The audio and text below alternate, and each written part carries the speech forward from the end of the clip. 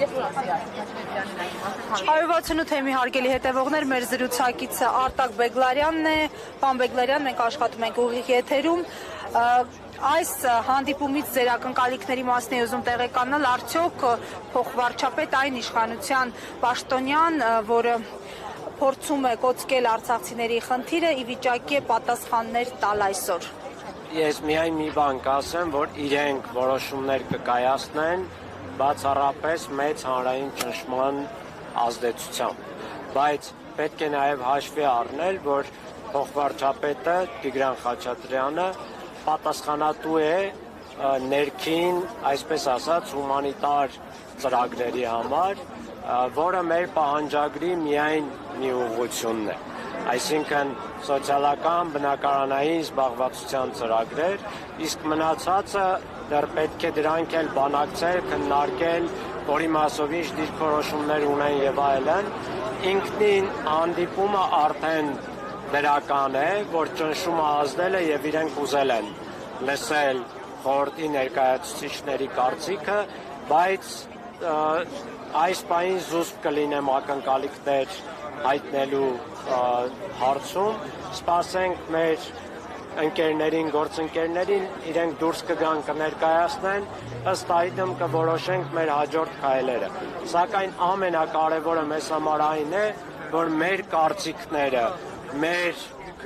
կարիքները պետք է հաշվի առնված լինեն։ Մինչև հիմա Հայաստանի իշխանությունները մեր վերաբերյալ արտաքին քաղաքական եւ ներքին որոշումներ են կայացրել առանց մեր կարծիքը հաշվի առնելու։ Մենք բազմիցս ահազանգել ենք, որ այս ծրագիրը սխալ է, այս մյուսը ձախողված է լինելու եւ այլն, միշտ իրենք մեզ որևէ կերպ հաշվի չեն առել։ Հիմա համբերության բաժակը լցվել է, մենք դուրս ենք եկել փողոց, պարզապես պահանջում ենք, որ եկեք եւ մեր կարծիքը հաշվի առեք, որովհետեւ ձեր որոշումները ազդում են մեր կյանքերի վրա, մեր իրավունքների վրա։ Այսքանը։ Պարոն Բեգլարյան, եւ մեկ հստակեցում, այս օրերին մեծ թվով ֆեյքեր, այսպես ասած, աշխատում են համացանցային տիրույթում եւ գեներացնում ատելություն, նշեմ նաեւ, որ սա լինում է հիմնականում հենց իշխանական առաջին խոսափողների կողմից առաջին կայծերից հետո, այսինքն գրառում է արվում, մեղադրելով օրինակ ինչ-ինչ ուժերի, որոնք կանգնած են հենց այս շարժումների հետևում, որոնք հայաթափել են Արցախը, ասում են հեսա եկել են հայաթափեն Հայաստանը, ազգային ժողովի ամբիոնից է գեներացում ատելություն եւ հանցնում են ֆեյքերը հարձակման։ Ինչպես պայքարել այս ամենի դեմ եւ առհասարակ ինչ խորհուրդ կտաք հենց արցախցիներին, որոնք ընթերցում են այս մեկնաբանությունները։ Նախ, եթե հիշում եք մեր պահանջագրի մեջ կետերից մեկը, պահանջներից մեկը ատելության քարոզի վերացումը եւ ատելության քարոզ իրականացնողներին պատասխանատվության ենթարկելն է եւ մենք էլ շատ լավ տեսնում ենք, որ հիմնականում իշխանության ներկայացուցիչների կողմից են հենց հրապարակային կերպով նմանատիպ ատելության քարոզ գեներացվում արցախցիների դեմ։ Մենք որպես խորհուրդ պայքարելու ենք նաև դրա դեմ եւ բոլոր հնարավոր գործիքակազմերը կիրառելու ենք, որ ատելության քարոզ գեներացնողները ուղիղ թե անուղղակի կերպով պատասխանատվության ենթարկվեն,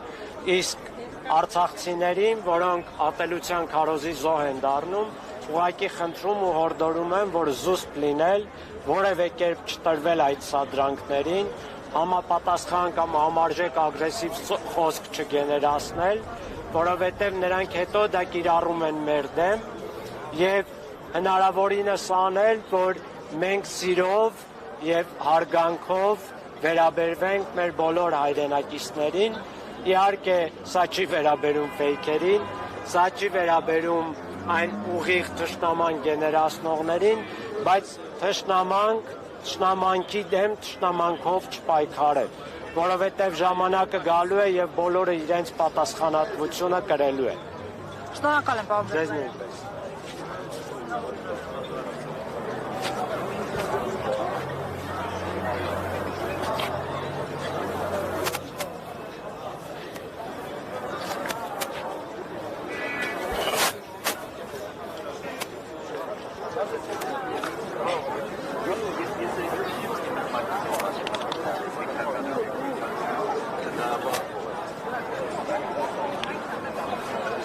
Բարեվացությունը թեմի հարգելի հետևողներ, շարունակվում է բողոքի ակցիան կառավարության շենքի մոտ, մեծաթիվ արցախցիներ